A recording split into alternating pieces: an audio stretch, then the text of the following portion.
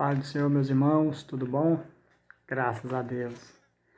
Vamos continuar, irmãos, a meditação no Evangelho de João, capítulo 8, versículo 1 até o 12, até o 11.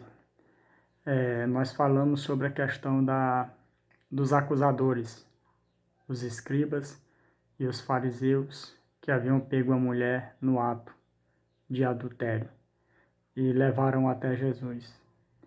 Vídeo passado a gente falou sobre a questão dos acusadores. Hoje eu quero falar sobre a mulher. É bem importante a gente interpretar esse texto que os escribas e os fariseus representam a lei, representam a religião. A mulher representa eu e você. E Cristo representa a graça, o Messias, o Salvador dos pecadores. Quando a gente olha por esse contexto e tem esta visão plena, a gente consegue perceber que aquela mulher, embora ela estivesse em pecado, em adultério, o que ela mereceria pela religião, pela lei, era a morte, o apedrejamento, dita pela lei de Moisés. Prova disso que os escribas e os fariseus usam este argumento, citando a lei para o apedrejamento. Os escribas e os fariseus, eles compunham o corpo da religião, era como se eles fossem os ministros, como a gente tem os ministros no Supremo Tribunal Federal. É interessante a gente perceber que pela lei, aquela mulher passaria por um julgamento sem testemunha. Por quê? Porque foi pega no ato de adultério. É bem importante a gente pensar que quando a gente se coloca na condição daquela mulher, se não fosse Jesus nos encontrado primeiro, quando nós morrêssemos, atolados no pecado, na obscuridão da maldade e da perversidade do pecado, o nosso julgamento seria a condenação eterna, ou seja, a morte eterna. Então aquela mulher, embora ela estivesse em pecado e cometido o ato de pecado, pela religião, ela teria sido condenada imediatamente, sem testemunhas, porque foi pega no ato. Mas quando ela se depara com Jesus Cristo, ela consegue absolvição. Por quê? Porque a graça faz isso. Se nós olharmos, por exemplo, daquela mulher, e quando olhamos para nós no nosso passado, o que nós éramos? Pecadores. O que nós éramos? Alguns bebedores de cachaça, outros usuários de droga, outros em prostituição, na lascívia, nas concupiscências, na soberba da vida, na cobiça com os olhos. Nós éramos pecadores condenados à morte eterna. Mas eu acho lindo que a palavra de Deus diz que foi Ele quem nos escolheu primeiro. Não foi nós que o amamos, foi Ele quem nos amou primeiro. Quando estávamos atolados num ambiente de prostituição, de pecado, de impurezas, Cristo já olhava para nós quando estávamos em meio àquela festividade mundana, envolvido em orgias, envolvido em alcoolismo, envolvido em drogas, envolvido em todo tipo de coisa ruim. É interessante que Ele nos amou primeiro. Já tinha um plano traçado para nossas vidas. Ao momento que nós nos encontramos com o Senhor Jesus, somos como aquela mulher. A gente deixou de morrer, uma condenação eterna. E hoje nós temos vida, e vida em Cristo Jesus. Se não fosse Jesus que estivesse ali, ela teria sido morta imediatamente pelo ato do apedrejamento. Ou seja, as pessoas iam circular aquela mulher, iam colocá-la no meio, iam ler a lei que está dito, não adulterarás. E na lei de Moisés, todo que cometer adultério ia ser morto. Então eles iam ler a lei, mostrando o erro daquela mulher. E por causa do seu erro, ela teria que ser morta. Ou seja, quando nós olhamos para nós mesmos, na condição do que nós merecíamos, era a morte, a condenação eterna. Não um ato de apedrejamento, mas uma morte espiritual, não uma morte física. Mas eu louvo a Deus que em nossa caminhada, Cristo nos encontrou, nos abraçou, deu-nos um banho com seu sangue, e o acusador, que é o inimigo das nossas almas, ele não tem poder sobre a minha vida, não tem poder sobre a tua vida, não tem poder de nos acusar mais, porque o sangue de Jesus nos purifica de todo pecado. Isso é maravilhoso, irmãos. A religião, ela condena.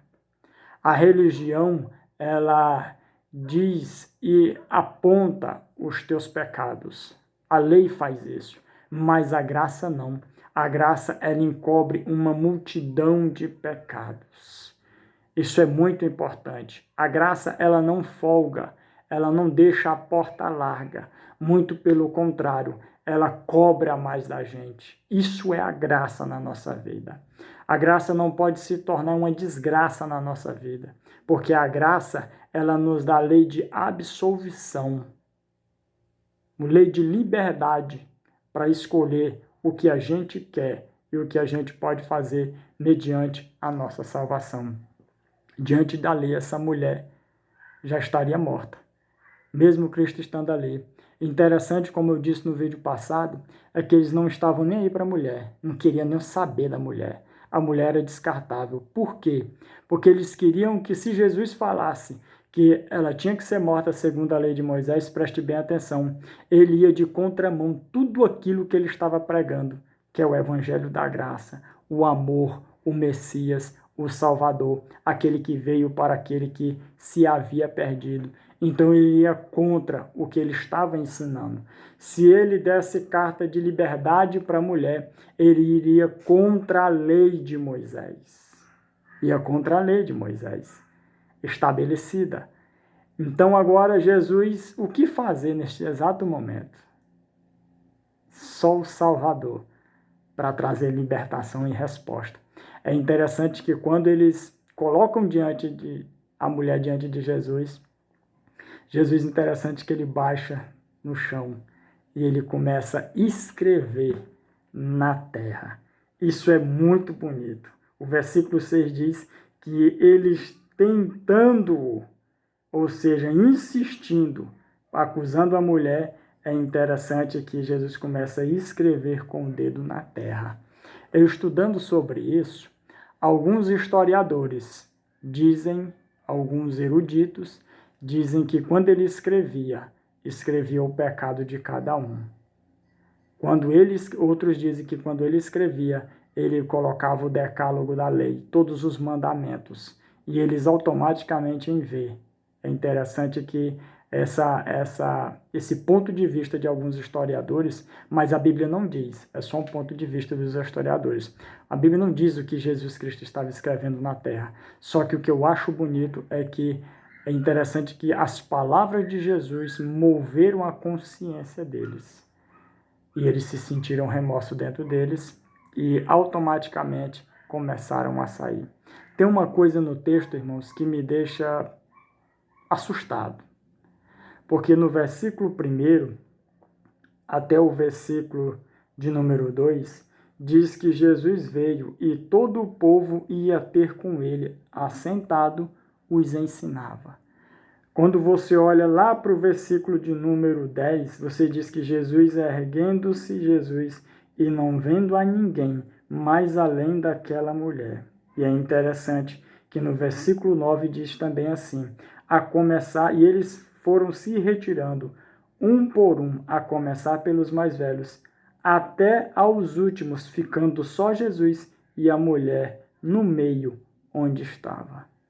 O que eu acho interessante aqui, irmão, no texto é cadê a multidão que Jesus estava ensinando? Sabe o que dá a entender aqui no texto? É que aqueles que estavam ouvindo os ensinamentos de Jesus também pegaram pedras para apedrejar a mulher. Como pode isso acontecer, irmãos? Alguém conhecer Jesus, ouvir as palavras de Jesus e mudar automaticamente por causa de uma circunstância, e agora, em vez de favorecer graça a alguém que estava necessitado, estavam ouvindo Jesus, vendo Jesus, absorvendo o ensinamento, e cada um agora pega a pedra para atirar na mulher. Meu Deus, como isso pode acontecer na vida de quem diz que tem Jesus, a vida de quem diz que está com Jesus? Por causa de um momento de circunstância, aí é onde a gente sabe quem é discípulo e quem não é. Quem é crente e quem não é. Por quê? Porque você não é crente quando você está na igreja. Você é crente quando você está em casa. Você não mostra que é crente quando, no meio da discussão da sua casa, você bate a mão na mesa e grita mais alto do que o homem ou grita mais alto do que a mulher. Aí é onde você mostra que você é crente. Não é quando está na igreja dando glória a Deus, como essa multidão assentada, ouvindo, todo mundo parado, mas quando ocorreu uma circunstância, cada um começou a querer a morte daquela mulher. E quando Jesus disse, se algum de vocês que não há algum tipo de pecado, que não tem nenhum pecado, que comecem a tirar pedras. E não ficou ninguém, só ficou a pecadora e a graça, ou seja, Cristo Jesus. Isso pode acontecer conosco, irmãos. Nós podemos ser aqueles que estão assentados aos pés de Jesus, mas quando surge alguma circunstância, a gente esquece que Jesus está ali.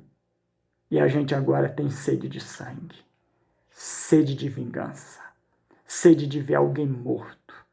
Isso não pode acontecer com a gente, irmãos. Como pode alguém estar aos pés de Jesus, ouvindo os ensinamentos de Jesus, e quando viu alguém que precisava de uma mão estendida, agora vai tentar matar, vai se aliar a alguém que estava querendo a morte daquela pessoa?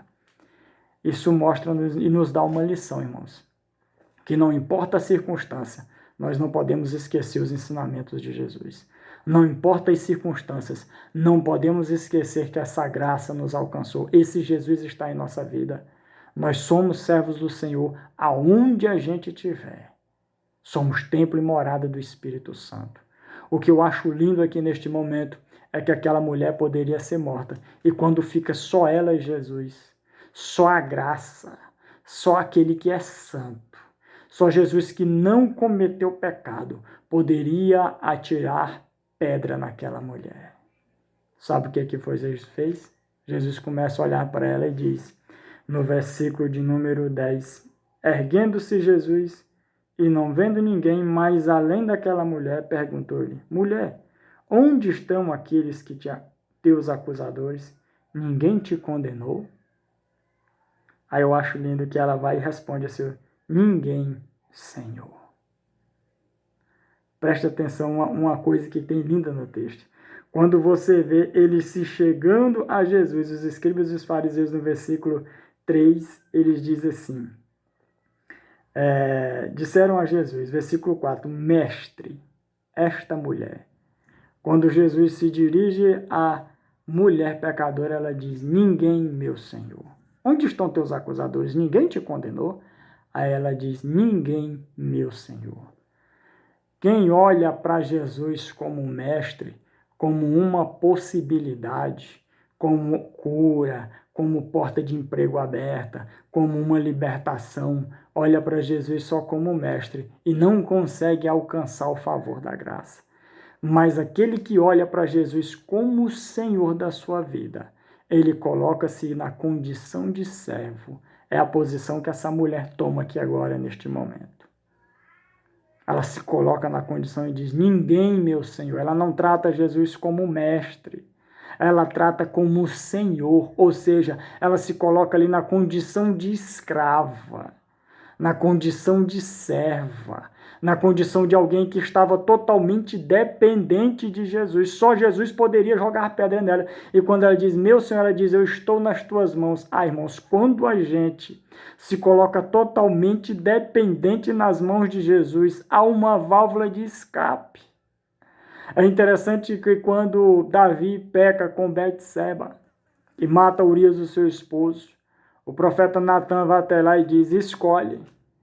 Deus deu uma escolha para ele, o que ele queria. 1000 anos padecendo pela guerra, ou um dia na mão do Senhor. Ele escolheu, eu prefiro ficar um dia na mão do Senhor. Sabe por quê?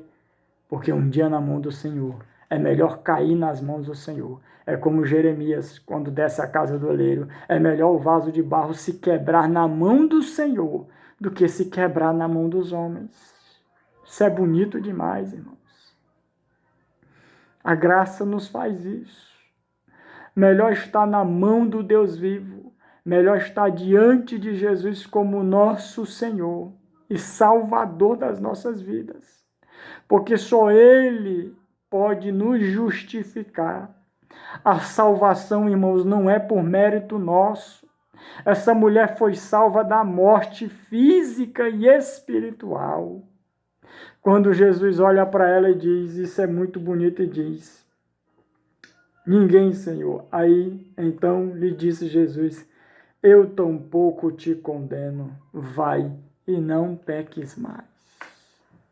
Sabe o que Jesus faz? Jesus não aponta o teu pecado. Jesus te dá a condição dos teus pecados serem cobertos, mas a ordem é limpa e clara. Vai, mas não peca mais. A graça não afrouxa as rédeas. A graça, ela te dá o direito de não errar e ainda te dá o direito de ser conduzido na salvação. Vai e não peques mais. Sabe qual é o problema nosso, irmãos? É porque a gente olha para Jesus como uma porta aberta, como uma válvula de escape. E quando a gente olha para Jesus assim, a gente diz, Senhor, eu não peco mais, e no outro dia a gente está cometendo o mesmo pecado. E a gente, em vez de cair na graça, está caindo em desgraça. Isso é interessante demais.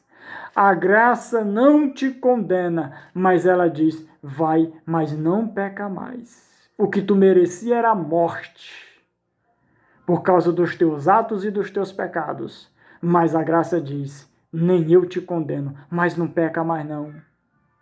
Alguém pode dizer, pastor, mas eu não roubo, mas talvez mente. Pastor, eu não minto, mas fala mal do próximo.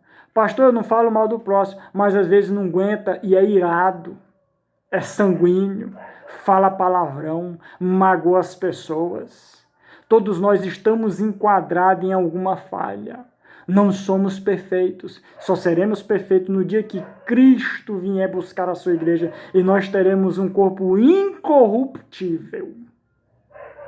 Porque assim como Ele é, nós seremos.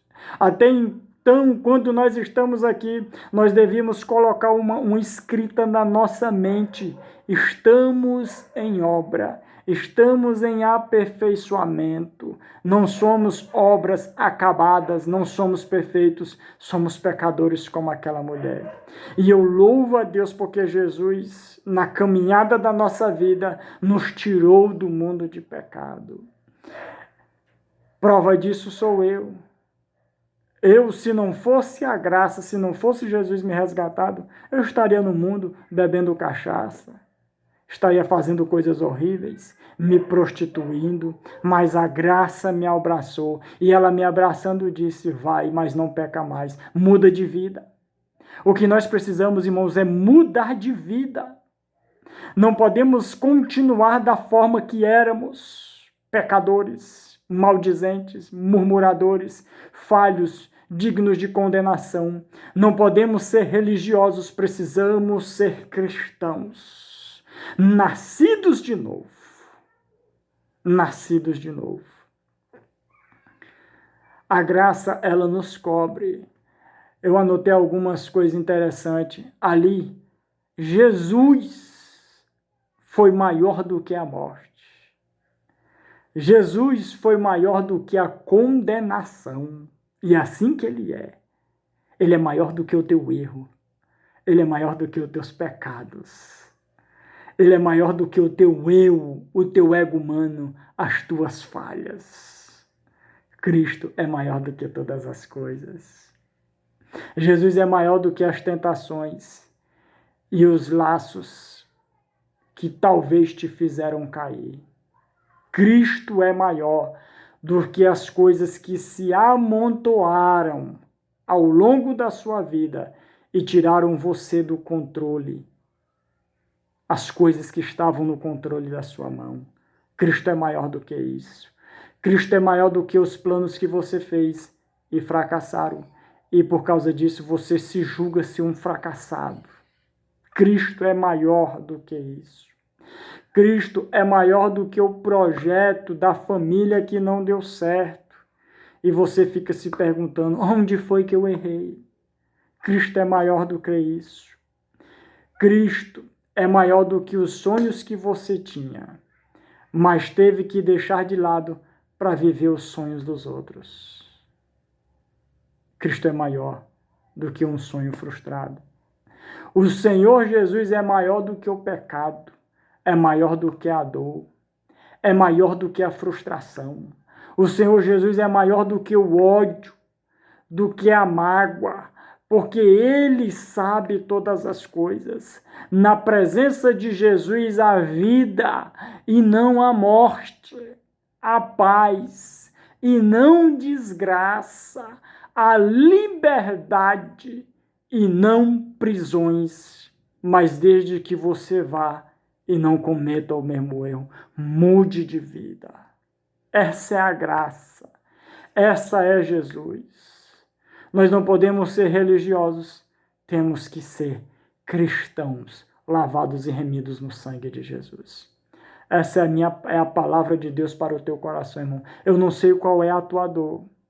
Eu não sei se talvez a tua própria consciência, a sua própria consciência esteja te condenando de alguma coisa que você fez, algum traço que a vida te marcou, alguma coisa que você olhe para trás e diga, Senhor, eu sou digno de morte, eu sou digno, e a tua mente vem te contorcendo, como a mente desses religiosos acusaram ele. Não faça como eles, não.